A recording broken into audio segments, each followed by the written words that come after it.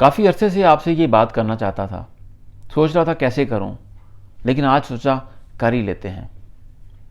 السلام علیکم، امید کرتا ہوں کہ آپ بالکل ٹھیک ٹھاک ہوں گے۔ اکثر آپ مذہبی لوگوں سے سنتے ہیں کہ یہ تسبیح کر لیں تو اس کا یہ فائدہ ہے، یہ کام کر لیں اس کا یہ فائدہ ہے، رشتے میں خوشی کے لیے یہ تسبیح کر لیں، کاروبار میں کامیابی کے لیے یہ تسبیح کر لیں۔ اگر یہ ساری تسبیحاں کام کرتی ہیں، اس کے باوجود لوگوں کی زندگیوں میں کامیابی خوشی کیوں نہیں ہے؟ اس کی کیا وجہ ہو سکتی ہے؟ اس کی وجہ ہے کہ یہ سب ڈھونگ ہے کہ لوگوں نے خود سب کچھ بنایا ہوا ہے؟ اس میں حقیقت کیا ہے؟ یہ مجھے آج تک سمجھ نہیں آئی۔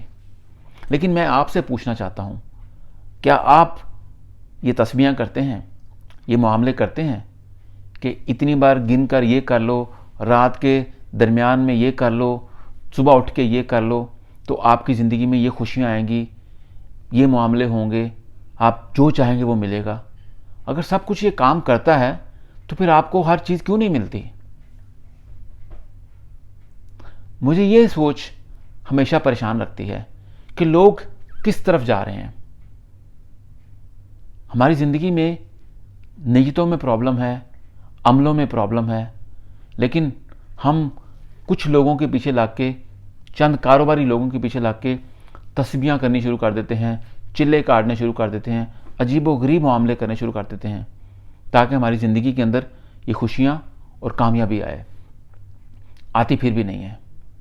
اگر یہ چیزیں کام کرتی ہوتی تو پھر صرف جو مذہبی لوگ ہیں یا جو بھی کسی بھی ریلیجن سے تعلق رکھتے ہوں یا مسلمانوں کی بات کرتے ہیں، میں مسلمانوں میں اپنے مذہب کی بات کرتا ہوں، پھر تو صرف مسلمان ہی خوش ہونے چاہیے تھے، صرف ان کی زندگیوں میں ہی کامیابی ہونی چاہیے تھی۔ لیکن ایسا نہیں ہے۔ بہت ساری ایسی چیزیں ہیں جو لوگ مذہب کو نہیں مانتے یا غیر مذہب کے لوگ ہیں، ان کی زندگیوں میں ہے، خوشیاں بھی ہیں، کامیابی بھی ہے، لیکن وہ یہ چیزیں نہیں مانتے کہ اتنی بار یہ تسبیح کر لو، اتنی بار یہ کام کر لو، فلاں بندے کو اپنا ہیرو بنا لو، فلاں بندے کو اپنا پیر بنا لو، مرشد بنا لو۔ یہ چیزیں سمجھ نہیں آتی مجھے۔ آپ نے مجھے بتانا ہے کہ آپ کو کیا لگتا ہے کہ میں غلط بات کرتا ہوں، صحیح بات کر رہا ہوں؟ کیونکہ ہمارے معاشرے میں یہ چیزوں کا کاروبار بن چکا ہے،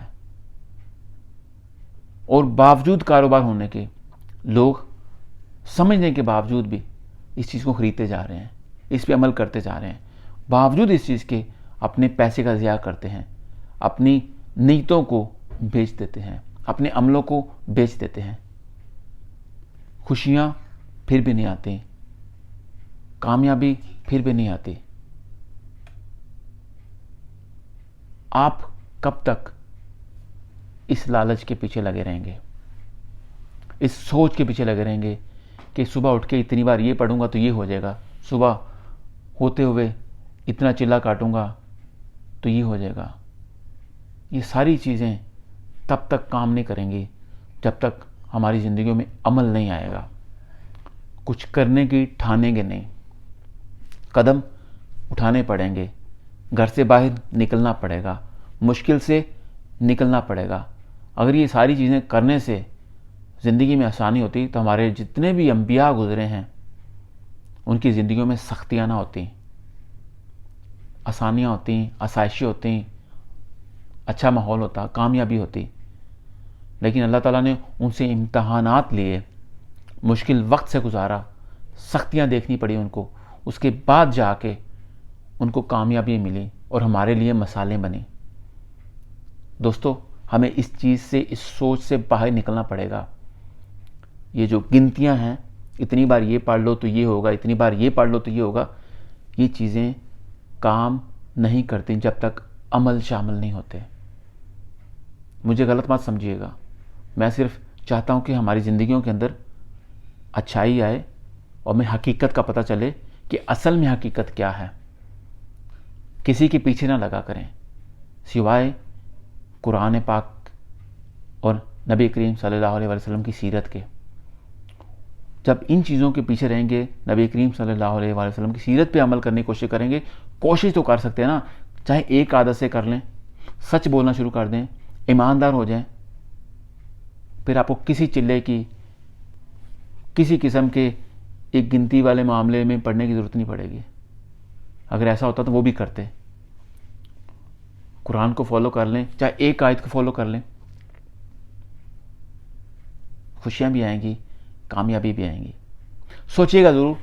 शायद कुछ लोगों को ये बात अजीब लगेगी कि लोग वसीले के लिए होते होंगे, लेकिन अमलों के बगैर नहीं।